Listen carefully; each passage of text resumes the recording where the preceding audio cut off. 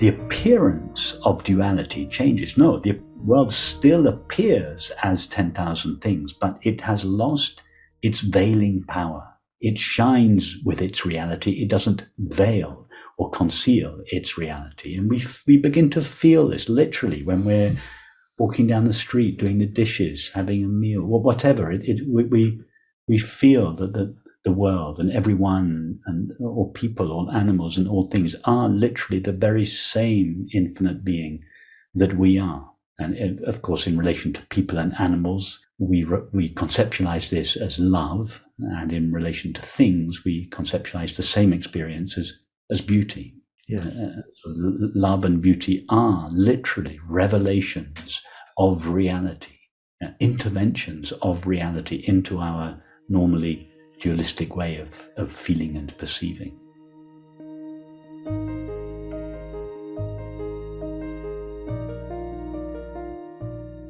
Welcome to Letting Go and the Greatest Secret, where we explore the end of your suffering and the beginning of lasting happiness. I'm Hale Dwoskin, and today I'll be joined by Rupert Spira, who is a featured teacher along with me in Rhonda Byrne's The Greatest Secret. Rupert Spira is a teacher of Advaita Vedanta, a direct path to the recognition of the one truth that all is. He helps people explore the perennial non-dual understanding that lies at the heart of all great religious and spiritual traditions.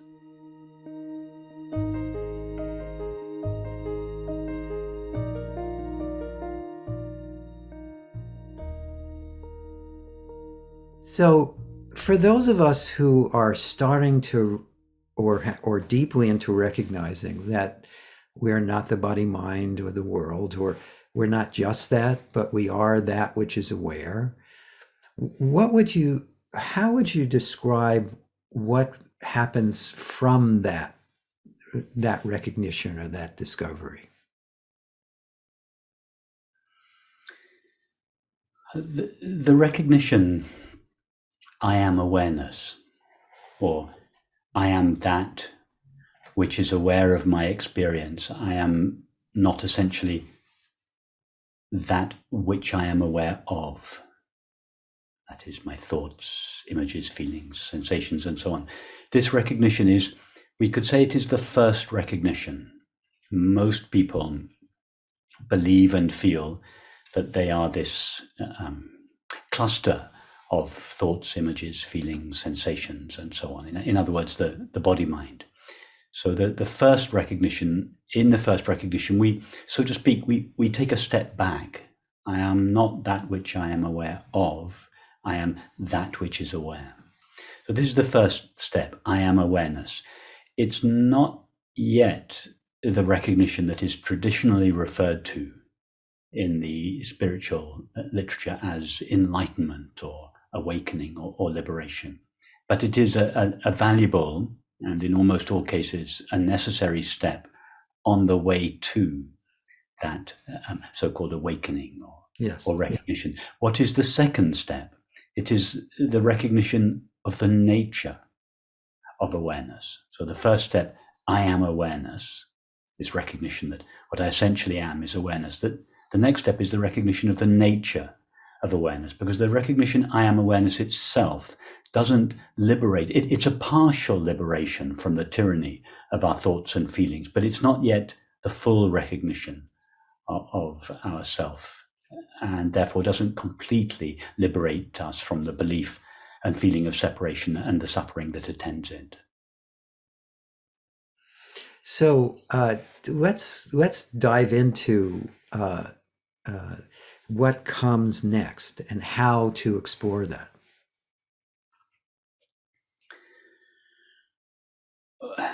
I'm going to answer your questions the other way around. How to explore that, and then what comes next. Oh, no, of course. That's how I do it too. I never taught.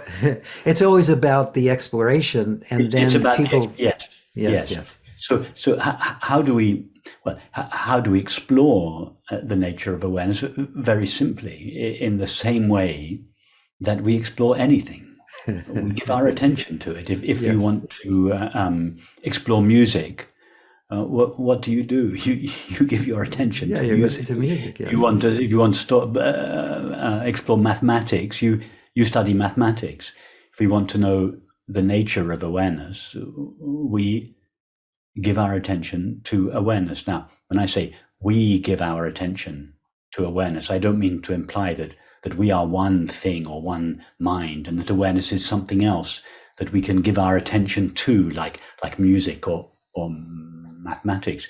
This attending to awareness is unique. It is an utterly unique experience, in that it is the only experience in which that which attends and that which is attended to are the same.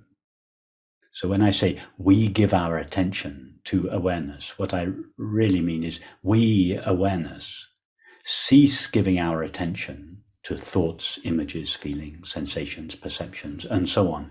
And we allow our attention to come back to ourself. And this return of the attention to its source is the essence of meditation or prayer. Yes. Yes, and it is. So sorry to interrupt you. I'll just say one other thing. It is in a way the culmination, the pinnacle of all spiritual and religious practice. There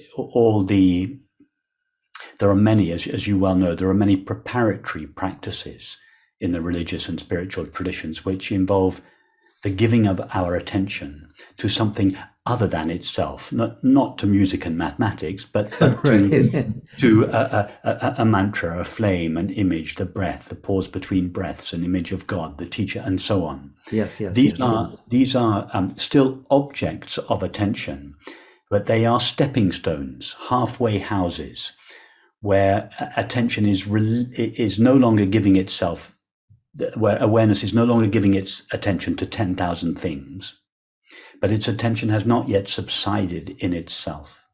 So it is giving its attention to an intermediary object, a sacred object, a mantra, a flame, the breath, by way of preparation before the final subsidence of attention into the heart of awareness.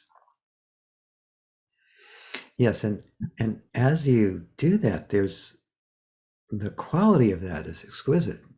There's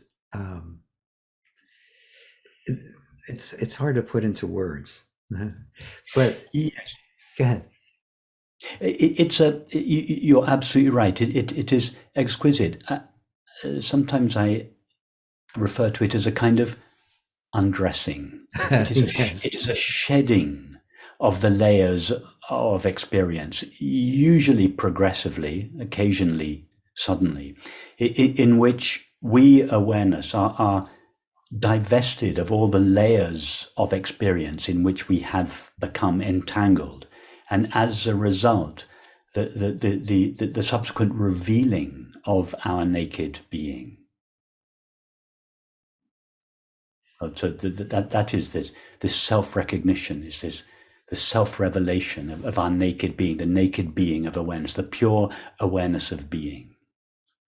And it is that recognition that if we awareness recognize our being as it is, divested of all the qualities of experience with which it is usually mixed or colored, that recognition is the experience of happiness itself. And that is the great equation, the great statement, which is really the essence of the Vedantic tradition, Sat, Chit, Ananda. So Sat meaning being, Chit meaning awareness, and Ananda meaning happiness. What it means is the awareness of being is happiness itself. Yes. But in order to recognize that the nature of our being, or rather the nature of being, because being doesn't belong to anything other than itself. In order to recognize that the nature of being is happiness, being must be experienced, or rather it must know itself. It must experience itself as it essentially is, before it is mixed with or qualified by the content of experience. So this divesting of ourself, of all the qualities of experience is the essence of prayer or meditation. Yes. Oh, beautifully put. Isn't it also this spontaneous? Sometimes we try to assist it, but this spontaneous recognition of at more subtle forms of identification. In other words, you as you recognize your pure awareness and as you explore it, there are these moments where you realize there are still places where you're identified with something that isn't awareness. And just in seeing that, it tends to just simply dissolve, revealing more of itself. Would you agree with that? Yes. As we take this inward-facing journey, as we awareness return from the adventure of experience to ourself, we discard, to begin with, as you imply, the outer layers of experience, the everyday thoughts, the sensations of the body, the perceptions of the world. But just as when we come in from on a cold winter's day, we take off our overcoat, and that reveals the sweater that we were wearing underneath. We then take off our sweater, which reveals the shirt, and the shirt is a lot finer than the overcoat. The overcoat was made out of thick wool. The shirt is made out of fine cotton. You take off the shirt and that reveals your silk underwear, which is very, very fine and very thin and almost indistinguishable from your skin. And so, yes, every layer that you take off reveals a finer layer of experience underneath, which you were perhaps not aware of when you were wearing the outer layer. So, yes, there is this sort of undressing, this unveiling. And each layer that we come to, as you rightly say, is a slightly subtler level of experience with which we normally identify ourselves. Yes. Yes. And just this, it's hard to put into words, but there's also well, you talked about the inward facing path, but there's also a natural unfolding that goes beyond that, isn't there? I believe you call that the outward facing path. Yes, the inward facing path is the path. I refer to it as the inward facing path, the path in which we initially turn our attention away from the content of experience. And by content of experience, I don't just mean our objective experience of the world. I mean our internal content of experience, thoughts, yes, images, feelings, and so on. So it's the via negativa. It's the turning away, the neti-neti, yes, process, where we turn away from the content of experience for the purpose of recognizing, first of all, I am awareness. And second, recognizing the nature of awareness as peace and happiness itself. And having accomplished this, if we can refer to it as an accomplishment, it's not really more, having recognized this, yes, it is then necessary to turn round again, so to speak, and turn towards the content of experience from which we previously turned away on the inward facing path. And this turning towards experience is what I refer to as the outward facing path. And it's not just turning towards the world, it's turning towards our experience of thoughts, feelings, and so on, in order to realign our objective experience, the content of experience, with our newfound understanding. And this outward facing path, I would suggest, is really the hallmark of it's the great contribution of the tantric traditions. If the inward facing path is the great contribution of the Vedantic tradition, then we could say that the outward facing path is made more explicit and is explored more fully in the tantric traditions. Yes, very much so. So how do we explore that? Well, starting with the experience of the body, because our identification with with the body is much more than just a belief. It is a feeling. So if we want to colonize the way we feel the body, if we want to realign the way we feel the body with this new understanding that what I essentially am is unlimited awareness, we turn towards the body, and we do so not as a distant, aloof, witnessing presence of awareness.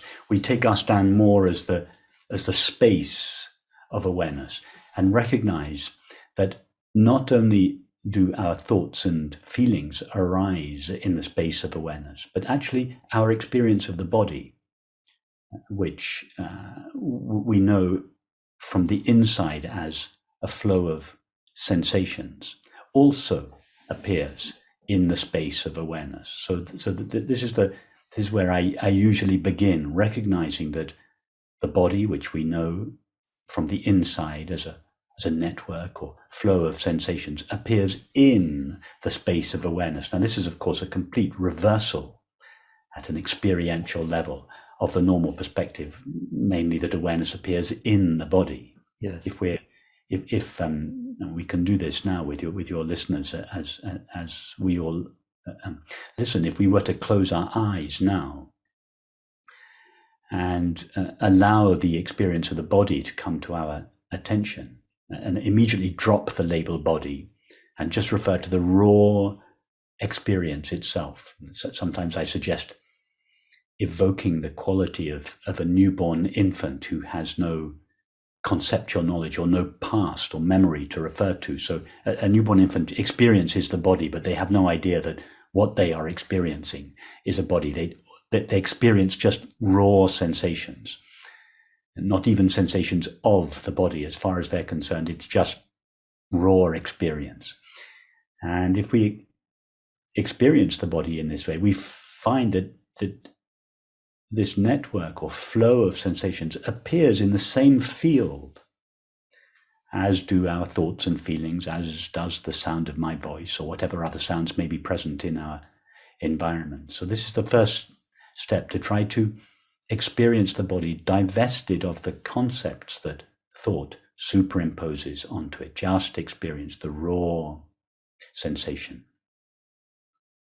So let's, I don't want to describe this. Let's do the experiment. Yes, Hale, if I were to ask you now, keep your eyes closed for the time being. If I were to ask you now, what size is the current sensation? What would you say? It has none. It has no size. And what shape is the current sensation? In order to find the shape of something, we need to go to the edge or the border of the sensation. Can you find a clearly defined edge or border? No, it's boundless. It's boundless. What age is the current sensation? Referring only to your current direct experience. Remember, you have no memory. You can't refer to a past. You're a newborn infant. What age is the current sensation? It doesn't have an age. It's timeless. What gender is the current sensation? That too is not present. It's interesting to just in this simple experiment, we realize that if we only refer to our experience now, without reference to a past, we have no knowledge, no actual knowledge or experience of being a man or a woman. We have the experience of being. We, awareness, have the experience of being, and in the middle of this presence of awareness, there is this tingling vibration or sensation, but the sensation itself, which is filling the field of experience, the field of awareness, the sensation has no shape, no size, no border, no age, no gender, no nationality. Is there anything about your current experience that tells you are a human being? Would you know that you were a human being now if you did not refer to your past?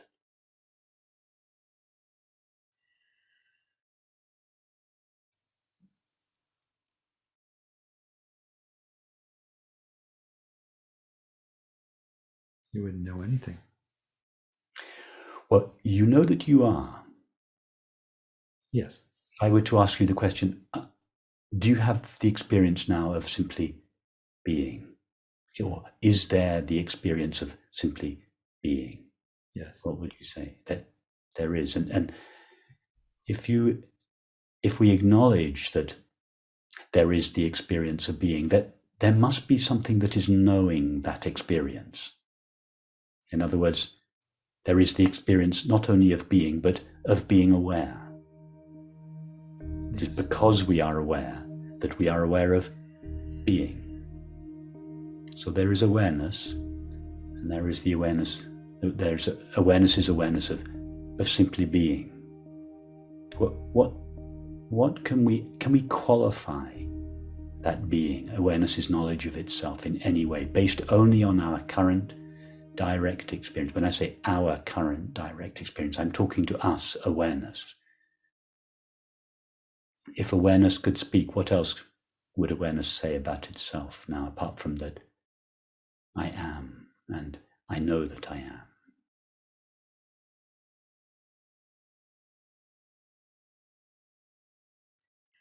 Just this. Yeah. Is there any suffering present? No. Could there be any?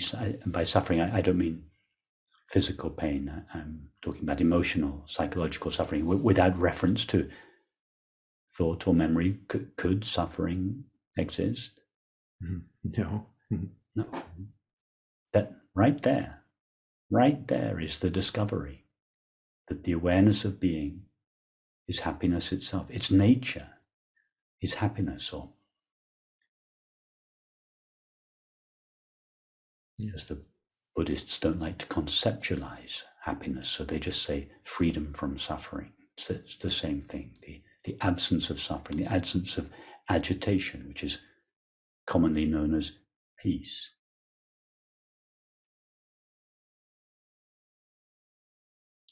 So in this way, we perhaps won't go further, but in this way we explore the body.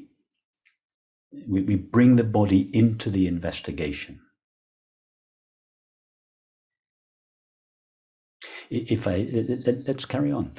If I were to ask you, referring only to your current experience, remember you're a newborn infant, you have no past.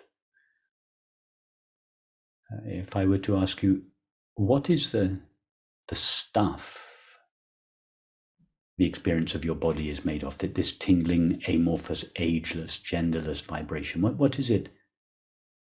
What is it made of in your experience? It's made of that which the same that's aware. Same Exactly. Stuff. All there is the awareness of it, not even the awareness of it.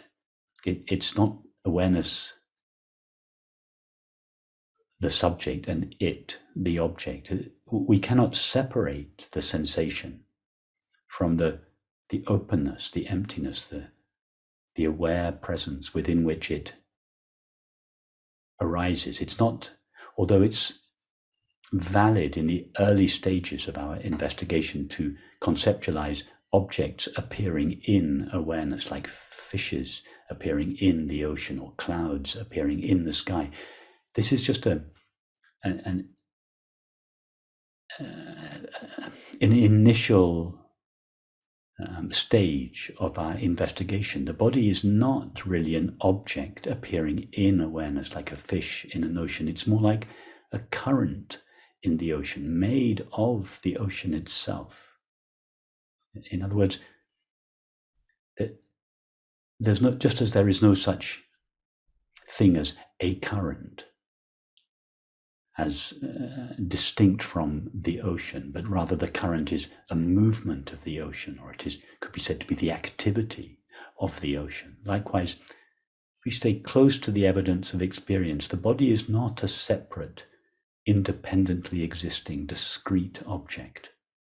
It is more like a a flow of sensing appearing in the ocean of awareness, made of that very ocean as a modulation of it. So we're now beginning to feel the body in a way that is consistent with our understanding that awareness is the ultimate reality, the ultimate nature of everything. It's one thing to understand this. It's quite another thing to feel the body in a way that is consistent with this understanding, to feel that the body is not something solid, dense, inert, made out of dead stuff called matter, but is made out of this luminous, empty, transparent, loving stuff called awareness. So that's just a little taste of what I sometimes call the outward facing path, the path in which we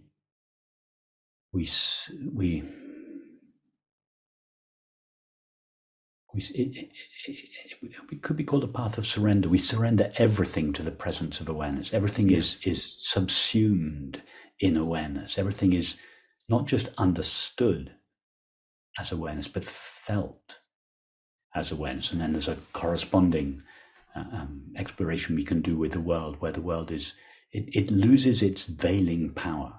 Yes. And becomes a revealing power. It ceases to veil its reality, but shines with and as its reality. Just like the image in a movie, which once seemed to veil the screen, is later seen to shine as the very screen itself.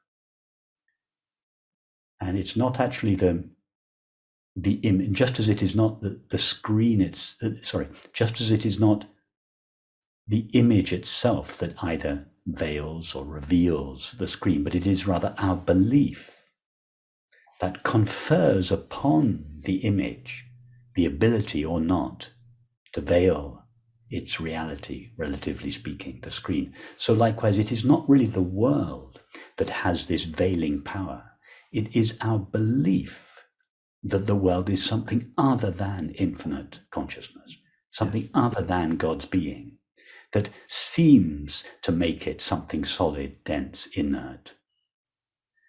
So it's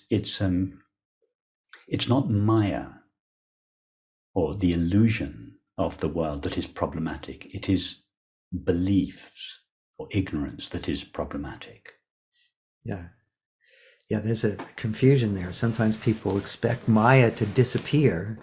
Yes, no, Maya is upgraded yes, in this understanding. Instead of being dismissed as some evil force or some negative force, which is responsible for all our suffering and for all the evil, right? No, and something you have to go to war with, which just keeps you going. Yeah, it's upgraded from an illusion to the creativity of consciousness, through which consciousness manifests its formless potential as the universe. Maya is the consciousness's tool of creativity and manifestation. Yes. It is only a negative force. It is only considered to be an illusion from the perspective of a separate self or a separate subject of experience, for whom the world seems to be very real as a physical world. Yeah, and outside of yourself. And outside of yourself, yes. Yes.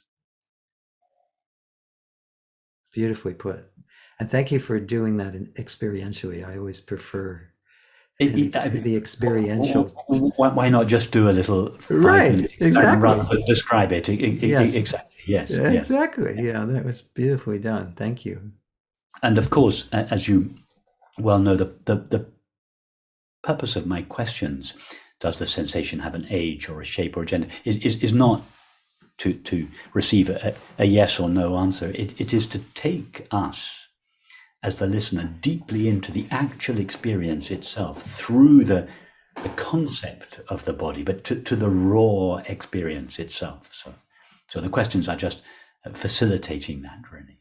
Yeah, all the questions we use are designed they're not really supposed to be answered necessarily. Exactly. They're just pointing at something. Exactly. Yeah, they're taking us more deeply into our experience. Yes. Yes. So, what else can we explore that helps? I mean, what we just did is probably enough. But what else can we? I mean, we have a little more time, and I'd really like to give everyone listening to this or watching this a deep enough taste of this exploration so that they can be engaged in continuing it on their own, however they choose to, whether it be listening to you or me or any non-dual teacher, or just more importantly, their own living experience moment to moment. So what is some other invitation that you can share?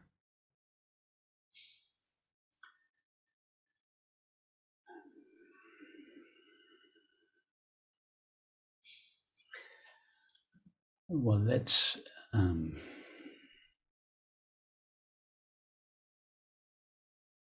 extend this experiment. We won't actually do the experiment, but let's extend what we've just, the little experiment we've done in relation to our own body, to the world itself. Whatever we are as people, as individuals, we obviously arise from or emanate from the world. It is the world that produces us, gives birth to us, so to speak. And therefore, in the same way that a wave is an emanation of the ocean. So just as the essential nature of a wave is the same as the essential nature of the ocean, so the essential nature of us as apparent individuals or people or bodies is the same as the essential nature of the world from which we emanate. Well, we have just done this experiment, going into the experience of the body and divesting, no, not intellectually, but experientially, divesting the body of all the concepts that we superimpose on it, and realizing that the body is not an object appearing in awareness, but it's a movement of awareness, a vibration of awareness in awareness. Well, if that is so of us, then it must be so of that which gives birth to us. It's not necessary to explore every square inch of the world, let alone the universe. All that is necessary is to explore our experience of ourself, because our experience of ourself is, the nature of ourself is the same as the nature of that from which we emanate. So if we have recognized that the nature of my body is the very awareness within which it appears, then that must be true of the world. It means that the world is the activity of the same awareness. The essential nature of the world must be the essential nature of ourself. And of course, this is the great equation of all the great religious and spiritual traditions. Nirvana and samsara are one. The essence of my mind and the essence of appearances are the same. I and my Father are one. What I essentially am and what the universe essentially is the same in Christianity. All traditions express this in one way or another. So if we understand this, it means we relate to the world in the same way that, of course, the world appears to us as 10,000 things, because we view it from the localized perspective of each of our minds. And from the localized perspective of each of our minds, the world seems to consist of 10,000 things made out of something other than ourselves, separate from ourselves, at a distance from ourselves. But in reality, the nature of the world is identical to the nature of ourself. It is infinite awareness. The world is literally, not metaphorically, literally the activity of infinite awareness. And we, as apparently separate people, are simply a localization of that awareness, through which, or through whose agency, or from whose perspective, awareness perceives itself as the universe. So we are literally, when we look at the world, we are literally looking into God's mind. These are God's thoughts, if we can anthropomorphize God. Yes. I'm not suggesting God literally has thoughts like human thought, but it is the activity of infinite consciousness. The world is simply how the activity of infinite consciousness appears from the localized perspective of each of our minds. It means that when we look at the world, we are literally, as the Sufis say, seeing only God's face. Yes, that's a beautiful expression. We having understood this, we begin to take this understanding into our feelings, into the way we actually feel the body and perceive the world. It doesn't mean, as we said earlier, it doesn't mean to say that the appearance of duality changes. No, the world still appears as 10,000 things, but it has lost its veiling power. It shines with its reality. It doesn't veil or conceal its reality. And we begin to feel this literally when we're walking down the street, doing the dishes, having a meal, or whatever. We feel that the world and everyone and all people, all animals and all things are literally the very same infinite being that we are. And of course, in relation to people and animals, we conceptualize this as love, and in relation to things, we conceptualize the same experience as beauty. Yes. Love and beauty are literally revelations of reality, interventions of reality into our normally dualistic way of feeling and perceiving. Yes. Yes, and the experience of love and beauty just becomes more and more natural and not so special. Yes. It's just natural. Yes, and love. Normally, we think that love is an experience that we, as an individual, has in relation to another individual. Right.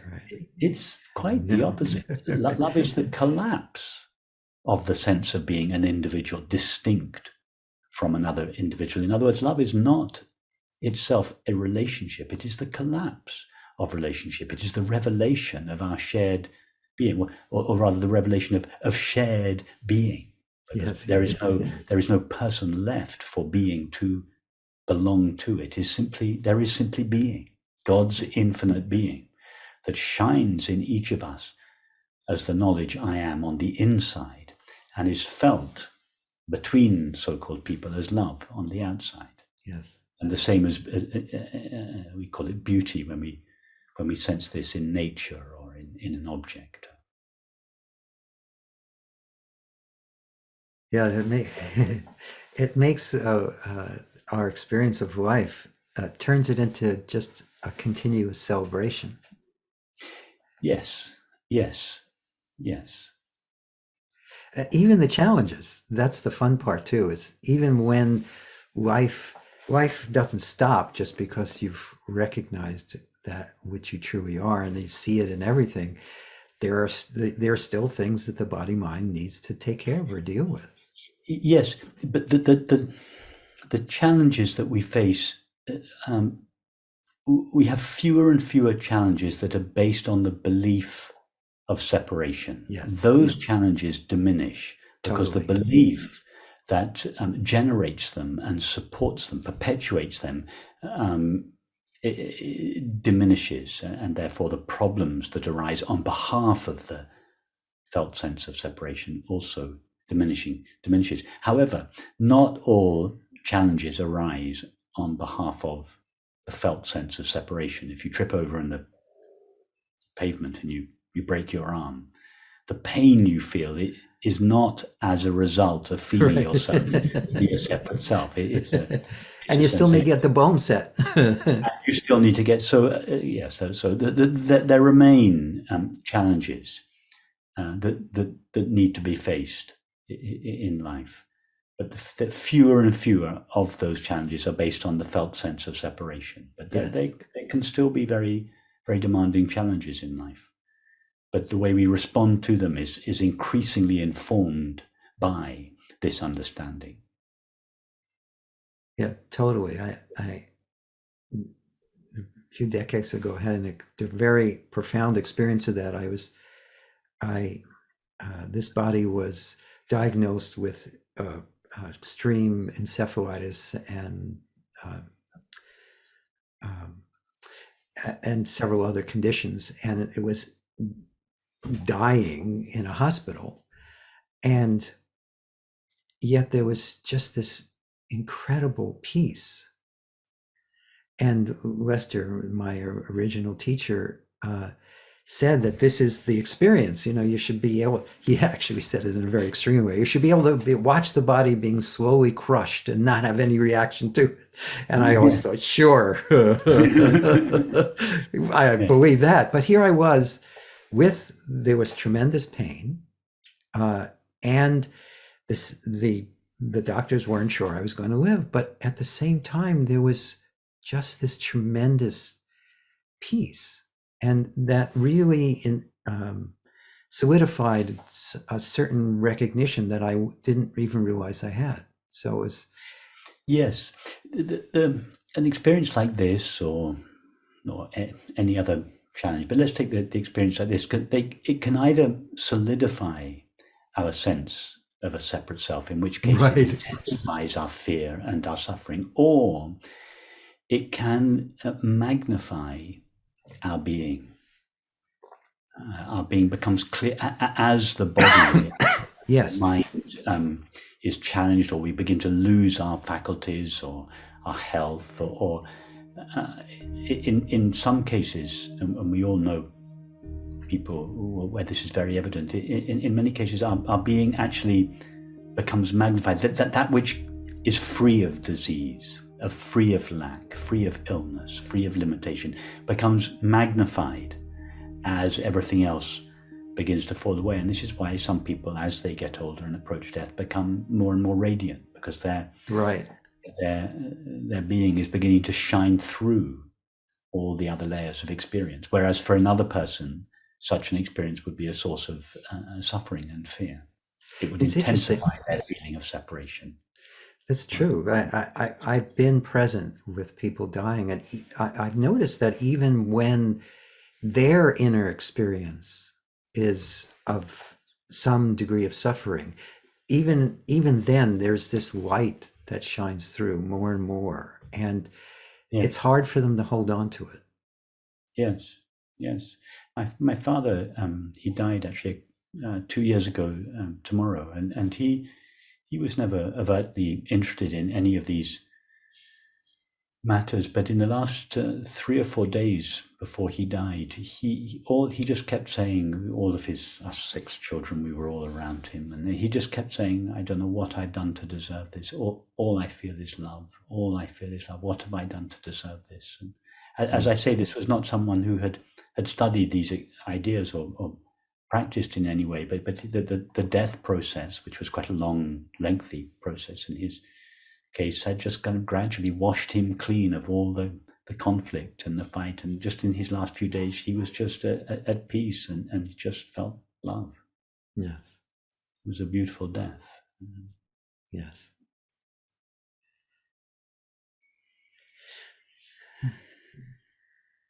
Yeah, it's so contrary to what most of us believe, is that death is a terrible end, whereas it's actually can become a non-event. Yes. Yes, for the awareness that we essentially are. Yes. Yes.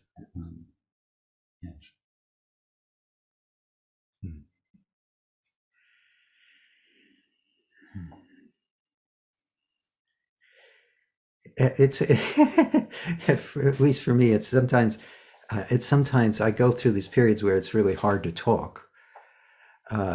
Whenever that self-recognition really comes to the foreground, it's really hard to express it in words.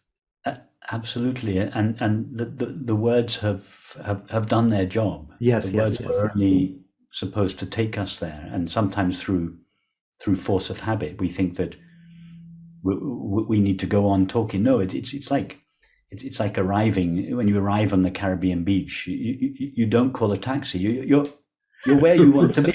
You don't go You on just sit travel. back in your lounge and Yes, and sometimes it's not necessary to go on talking and exploring and analyzing, because all of that has accomplished what it was supposed to accomplish. It doesn't mean that we sit in silence for the rest of the time. Right. Conversation can still be used in friendship and celebration, and of course to explore these ideas. But yes, it doesn't need to carry on indefinitely. No. Can you, I know you just got a copy of your new book. Can you hold Yes. it up and tell us a little bit about your new book? Yes, indeed. So this new book, can you see it? Okay, it's called Being Myself, and it's the second in a series called the Essence of Meditation series. The first one was called Being Aware of Being Aware. Yes. This one is called Being Myself. And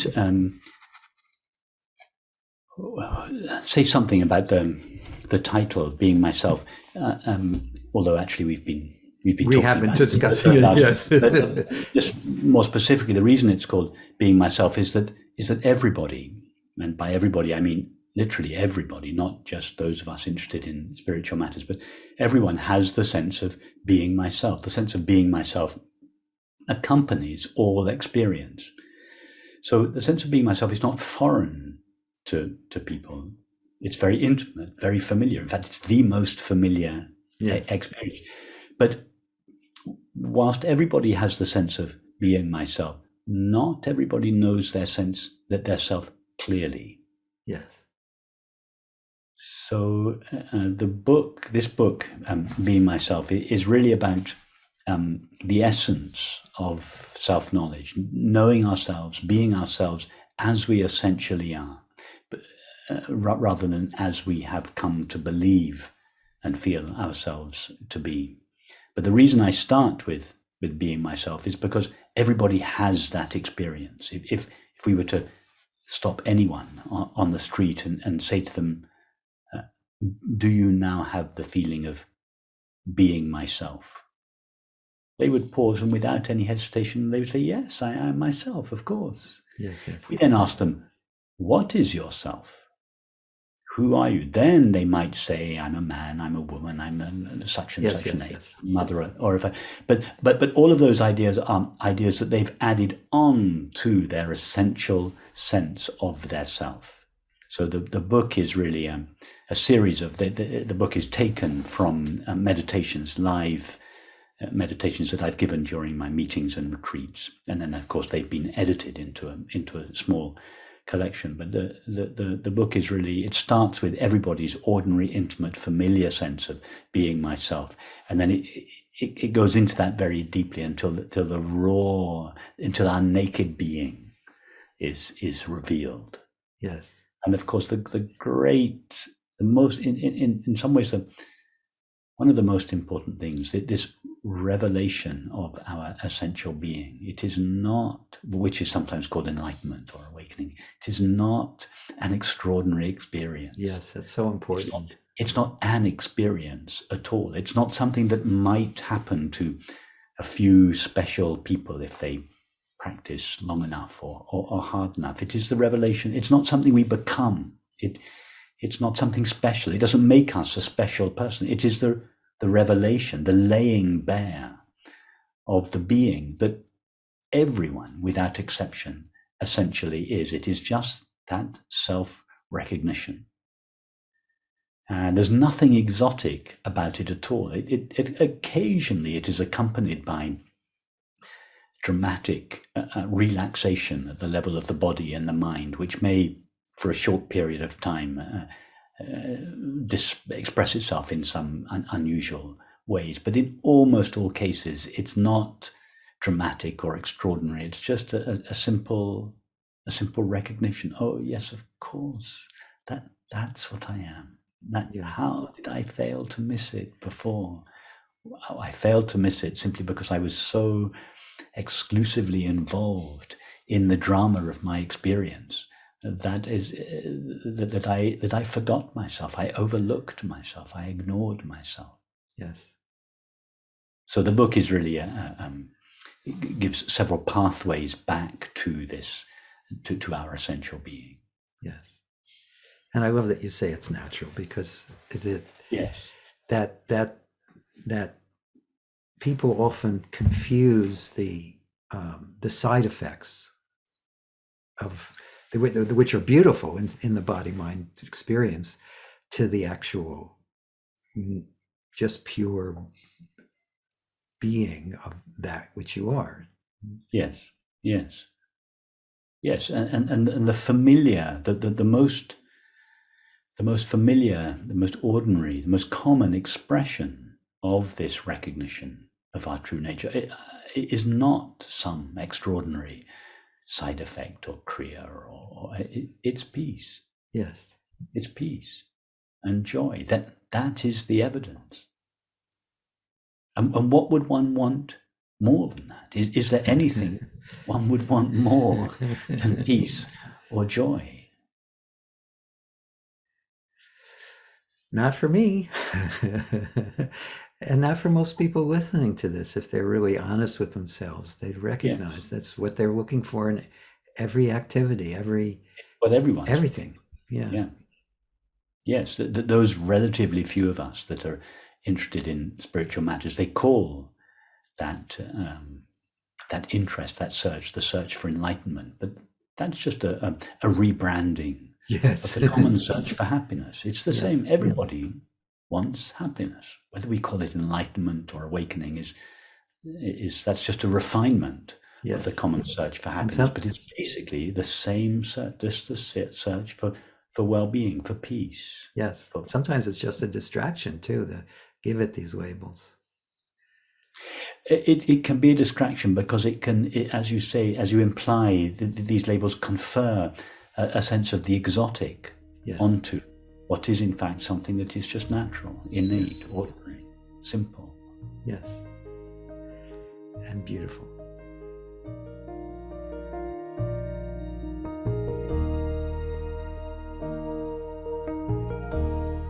I hope you enjoyed our conversation with Rupert Spira. You can learn more about Rupert at rupertspira.com.